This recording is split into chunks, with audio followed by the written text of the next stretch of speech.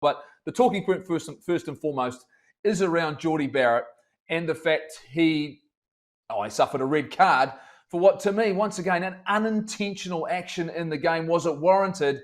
And are we once again having to look at things in this game to protect both players who are contesting for the ball? Yeah, well, for me, protect is about intention, right? Absolutely no intention. Bad call. Absolute bad call for me.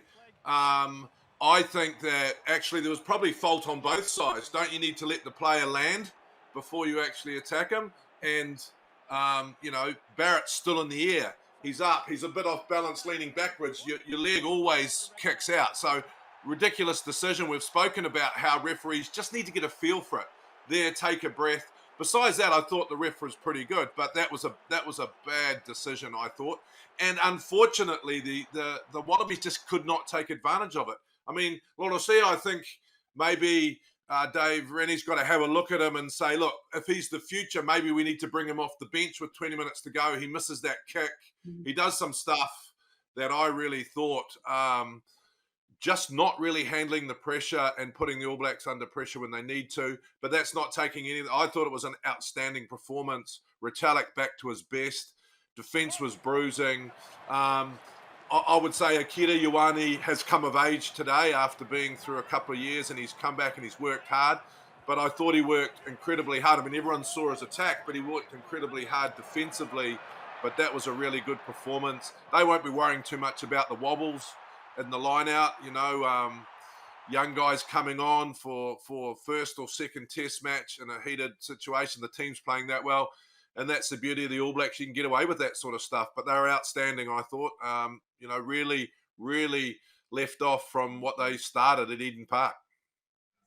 Mills, let's be honest, though. The Wallabies aren't the standard now, are they? And they haven't been for a while. The All Blacks will know they'll have to get better when they come up against, I think, both Argentina and South Africa. I think Dave Rennie's got some real issues on his hands right now. Surely after back-to-back performances against the All Blacks, which have been substandard. Yeah, and really they needed to start well. And I think, obviously, Little Seal missing. They almost had an awesome start, albeit come back for a penalty.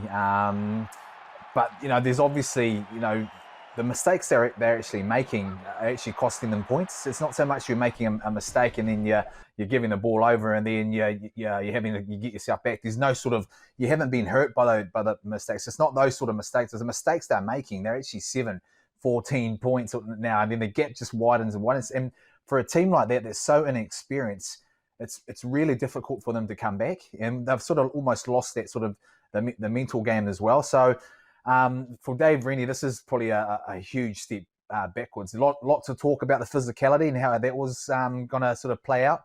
The All Blacks definitely won that, and they won it without the ball in hand. And I just wonder, Akira, player of the day, no doubt, streaks ahead and what he done. But I also feel, the selections that Ian Foster has in terms of, Barrett being in the locking department, does that free up someone like an Akira to be able to play the wider game, that he's not so much having to concentrate on that sort of that physical stuff. And don't get me wrong, Sam Whitelock does that, but they've got Barrett there and also Retallick, who are just going all guns blazing in terms of that physical battle. Now it frees up someone like Akira Ioane to really play his game. So I think in terms of where the All Blacks are at, I think Ian Foster will be licking his lips. The midfield combination is coming together, really nicely. And then there's also now, I know we spoke about, Beauden Barrett and TJ Perenara.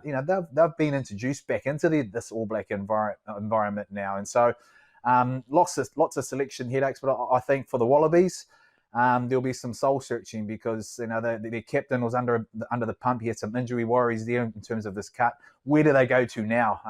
They lack a lot of leadership at the moment. So it's a massive ask now for Dave Rennie to be able to get his side back to that sort of pre-Bledisloe sort of campaign. JK, I do have a concern. We got penetrated through the middle a lot last night in Perth. It seems as though once again those running halfbacks that are really giving us a challenge. We know South Africa are going to bring that, the robustness of the Argentinian halfbacks as well. Is that an area, you'd look at it and go, that's the one place you don't want to get penetrated from? Yeah, well, the All Blacks are going to go away and look at those little things. I think the biggest concern with the running, with the running sort of halfback, especially when you've got your guard dogs, is I think we need to come up with a defensive system where someone slots in. So maybe the guy comes around from the blind side, or maybe the halfback slots in there as much as he can. I saw that late with Perenara, got beaten a couple of times. The hard thing in that situation is, you got the big fellas, and do they want to accelerate against a little sniveler with good feet? So it's just something that I think particularly the Australians have been very good at, and we'll have to have a look at the guard dogs and maybe having a look at trying something different defensively. So, JK, at the end of the game, and I want everyone to comment on this, is the fact you look at that 80 minutes, was that a step forward from the last time these two teams played a couple of weeks ago, or have we just held our own? All Blacks 3 steps forward, Australia 3 steps back. If you're Dave Rennie, you've got some serious problems. I mean, they never give up. They show incredible courage, but they were never in that game, I didn't think. I was sitting there and I was never really worried that, it was close. I think he's got some serious problems at his decision-making at 10. I don't think that the young fella's ready to take control of the football team. I think when you listen to Dave Rennie talk, is he trying to be too much like a New Zealand side? You talk about physicality. I'd never talk about physicality if I was playing the All Blacks, ever.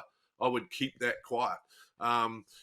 Maybe he needs to look at their style of rugby and come up with a different game plan, because currently this game plan is not working. They've been beaten pretty well in 3 test matches, to be fair. Yeah, I agree with JK. I think the ABs have definitely taken a step forward, just because of what I mentioned earlier as well about having some of their top leaders still at home, and all those other things, the red card and stuff happening in a game. For them to still pull off a performance like that and beat the Aussies pretty comfortably, in my eyes.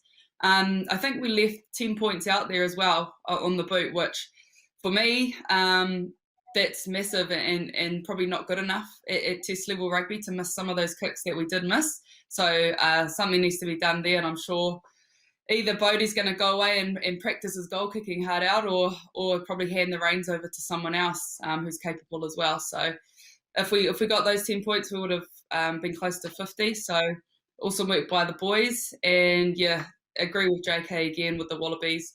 They've got some serious soul searching to do. I think, like you said as well, Noah Lolesio is just not quite ready to be a starting 10 to control a game against a team like the All Blacks. So probably need to look at what they can do there. And if I was Australia, if I was Dave Rennie, I would bring a much more experienced 10 in that had a bit more of a cool, calm, collected head, just to get the momentum going in Australia's way at some point in the game.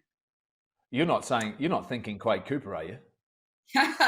Well, he's from Tokoroa too, so he's a good boy. Mills, for you? Look, this is a very inexperienced Wallaby side, very inexperienced, but you've got to look at some of the positives. Take McDermott, he's playing some good rugby. Obviously, Little Seal, he's had a really good shot at it, but he is the future, and everything that he's sort of done in the game plan that Dave Rennie's trying to implement, I think they can play that sort of style. I think they can play that, but they can't play that 3 times in a row against the All Blacks. They've got to go away now and start thinking about, okay, do we need to play them differently? I think tonight they try to win that physical battle. They tried out their upbeat sort of tempo play, but they're just too lateral. So do they need to now go away and say, well, we've got to bring something different to our game? Is it just kicking down there and get our style like you're talking about, JK, a style that suffocates the All Blacks into sort of, making the mistakes. But then you've got to have a defensive sort of system that everyone buys into. And I think at the moment, what the Wallabies are doing at the moment, they're a little bit unsure. As soon as they get the ball, there's a bit of space there. That it just seems a little bit frantic and panic. They throw those long passes where they think, there's an opportunity there. We can score from here when it's perhaps not on. That's experience. That's an experience. And so I think you'd want to give someone a go in at 10 now. Little Seal's the future. He's had a shot. But try and ease him back into that. Ease him back into the reins until he gets a little bit of confidence. And I think when they start playing, the Springboks, and then the Argentinians. That's perhaps a way for Dave Rennie to think about the big picture. The results, not ideal. They won't be liking that at all, but they're starting to change things. And now you're seeing the reason why they've changed that ghetto law, to be able to strengthen this Wallaby side up. But it's going to take some time, and they've got to be patient with it. Yes, they've taken 3 steps back, but this is still a quality Wallabies team. And if they can stick at it and win the next couple of games, then that will just do them some wonders. But they've got to change their game plan when they come to the All Blacks. They can't play that same game plan three test matches in a row, because the All Blacks are too smart for that.